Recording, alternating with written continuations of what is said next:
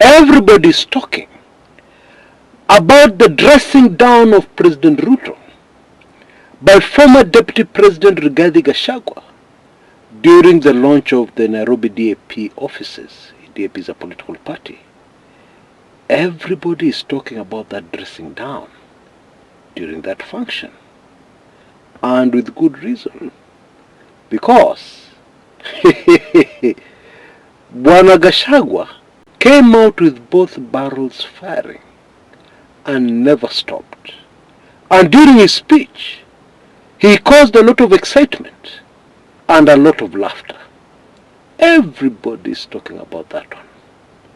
But apart from the entertainment value of what Gachagua did, on my show today, I want us also to look at the political impact. Because make no mistake about it, there was a political impact. A very huge political impact. You know, I can't remember the last time when the President of the Republic of Kenya received such a dressing down. Indeed, I don't remember, the last time any politician within the borders of Kenya received a dressing down like that one Gachagua gave Ruto. To use authentic Kenyan language, Gachagua roasted Ruto. Hey. And this roasting of Ruto was thorough. It is like when you go into a smart restaurant and the waiter asks you, "How do you like your steak, sir?" And then you say, "I'd like it well done." What that means, properly cooked. But this roasting of Gachagua was, "Boss, I'd like it well done, but overdo it. Mpaka ingue kidogo." What?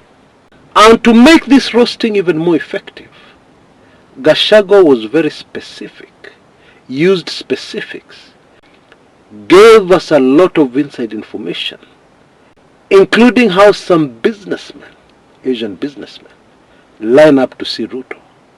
And if you're waiting to go in next, you will wait. And according to Gachagua, these people go in to plan and strategize corruption right inside State House. It was a roasting like no other roasting. And even looking back in our history, it is difficult to find something to compare this with. Oh yes, I'm not kidding.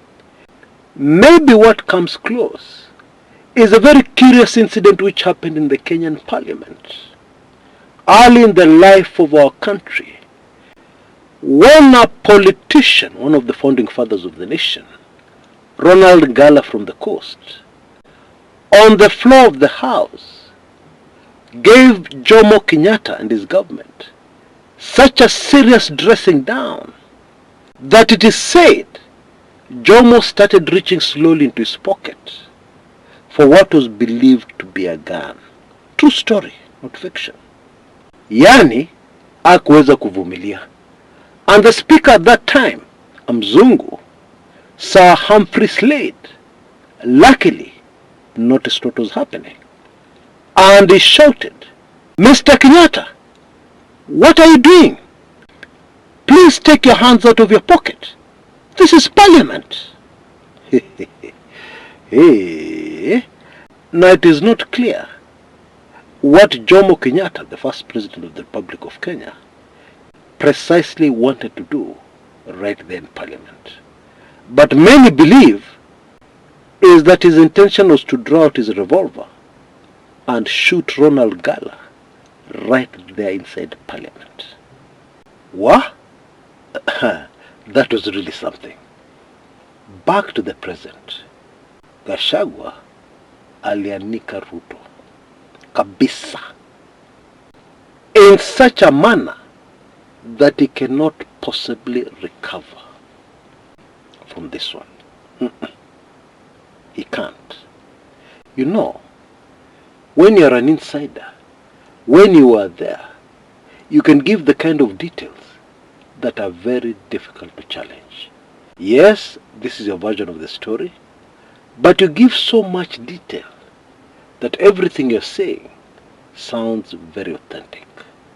And the picture that Gachagua painted for Kenyans, and indeed the world, is an administration whose sole purpose is to make money. It is just heavily involved in corruption and lying to the Kenyan people. At one point, Gachagua told us one of the reasons why he fell out with Ruto is that he refused to launch fake development projects. That is, projects which are launched for perception purposes only. In other words, there are no funds which have been allocated.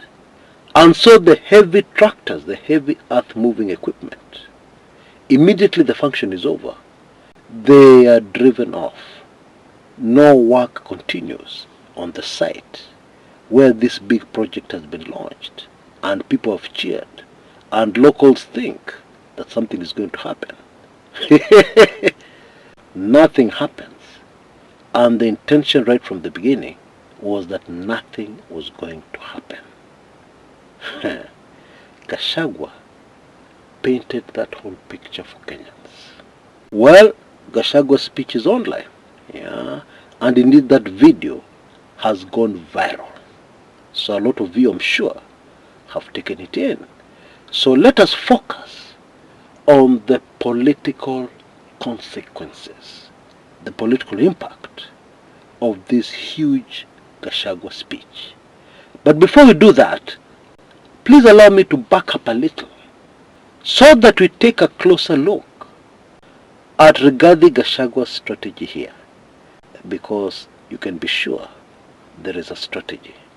Now, when Gachagua first fell out with Ruto, Kenyans were very excited, because what they expected was that Gachagua would quickly put together a dossier and spill all the beans, give us all the Ruto government secrets, give us all the details of how this government has blessed us, the G2G deal, etc., etc. But that never happened. And with good reason. I believe if Rigathi Gachagua had taken that direction, he would have been very easy to deal with, once and for all. However, he seems to have taken on the strategy of mosmos, kumaliza pole pole. You know, in life, there are a lot of things that are best done, and especially there are a lot of things that are best destroyed when you do it gradually, step by step. Indeed, even when you want to get rid of a large, powerful rock, you don't attack it with all your strength immediately. What you do, you seek initially to create a crack somewhere in that very hard rock. And usually, this takes quite a lot of time, but you have to be patient. And once the cracks have developed enough, then you have many options. You can continue to do it manually, but you can even use dynamite, explosives, and get rid of the whole powerful rock quickly. But the important thing is when you start slowly. And this seems to be precisely what Rigathi Gachagua's strategy is. I'm telling you, the handlers this man have are very professional. Make no mistake about that one. And so, if we're to agree that that is the strategy, we now must ask ourselves the question, what cracks are these that have now developed in the Ruto regime that Gachagua has decided to up his game? Because definitely that speech at the launch of the DAP party Nairobi offices was Gachagua upping his game tremendously. Well, we know that this government is now very broke. That one we know. We also know that very many legislators from the Mount Kenya region who are in parliament currently have crossed the floor to join Rigathi Gachagua. In other words, they have left Ruto. That one we also know. That's definitely a major crack. Additionally, we also know that this government has run out of ideas. Yeah, that should be pretty obvious. Because even ideas to deal with its critics, this government no longer has a clue. Because if you have a newly appointed cabinet secretary, Bwana Kabogo, yeah, who is the cabinet secretary, ICT, and all his statements so far have been about how to tame social media. Is that what he really believes his work is? As ICT cabinet secretary? Is that what his main duties are? Anyway, if the government strategy to deal with critics going forward, while not minding so much how much they trample on our constitution, which emphasizes free speech, if that is the government strategy, then you know that is a government that has run out of ideas. Because, apart from that not being practical, what they want to do, what Kabogo is threatening to do, it will also not work. In fact, it will be counterproductive. And for many reasons, but especially because this clueless government does not realize that actually people venting on social media is helping them. And if by some chance they manage to shut it down, then you know what is going to happen? I mean, temperatures are so high in Kenya right now that what will inevitably most probably happen is that those people who can no longer vent will pour out on the streets in endless maandamano. The demonstrations will be 24/7 and they will never end until Ruto goes. That is what is bound to happen. So definitely that is the wrong road. And in any case, is the problem in Kenya Kenyans complaining on social media? Is that really the crux of the problem? No, of course not. You see, what Kenyans are facing here is a government that does not listen. Oh yes, they're always pretending that they're listening. They always tell us they're listening.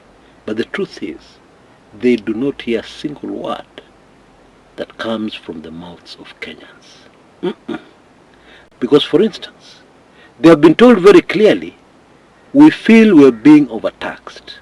They have been told that repeatedly. They are seeing it in the media every other day. But you see, actions speak louder than words. Because what is the government busy doing now? Putting together Finance Bill 2025, which will have more taxes and higher taxes. Not only that, meanwhile, taxes are still going up every other week. You hear some announcement or other. So this is a listening government? Of course not. It is like having a child who is suffering from depression, and then you don't want to address the issues, the reason or the reasons why they are depressed. You don't want to address that. But instead, you want to use violence. You want to slap them around, yeah, so that they can come back to their senses and stop behaving like that. It is exactly the same situation. Anyway, so we know that one of the major cracks in this government at the moment is that they have completely run out of ideas. And therefore, DP Gachagua, whose timing in my opinion is perfect, has decided to up his game.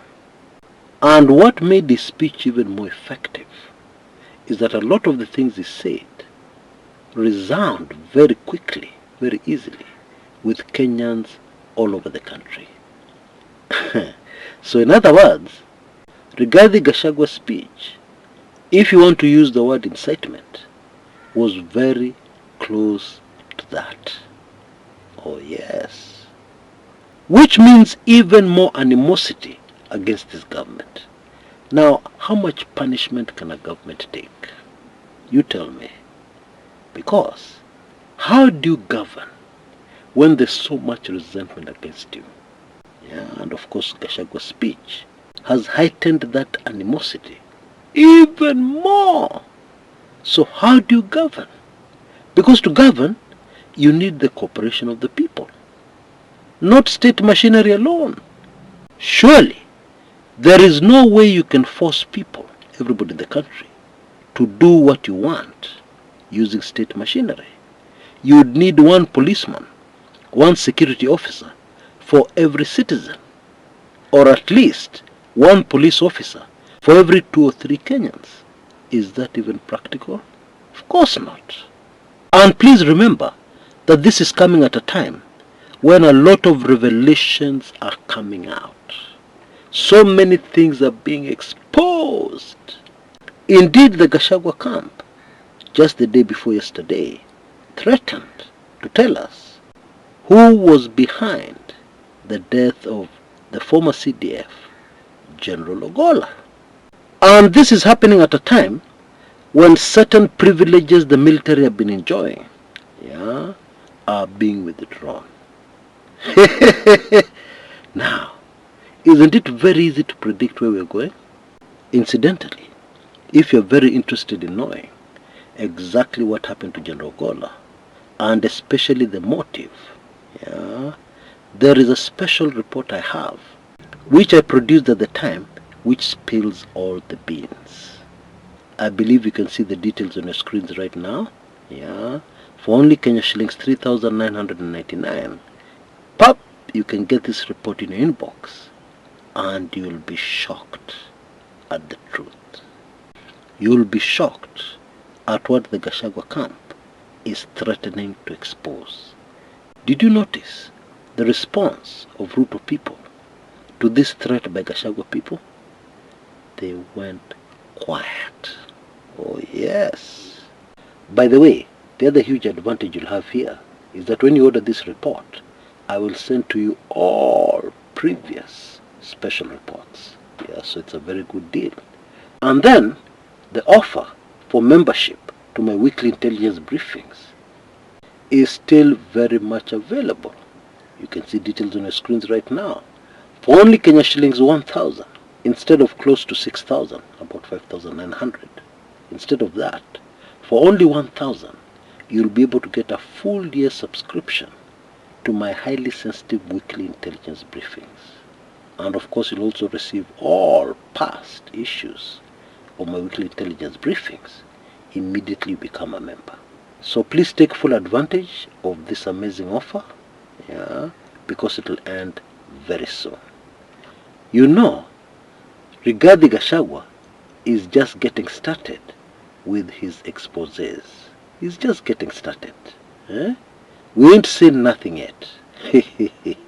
And so, in my humble opinion, this is the Kipindi Chalala Salama for the Ruto regime, whether you want to believe it or not. Until next time, this is Chris Kumekucha.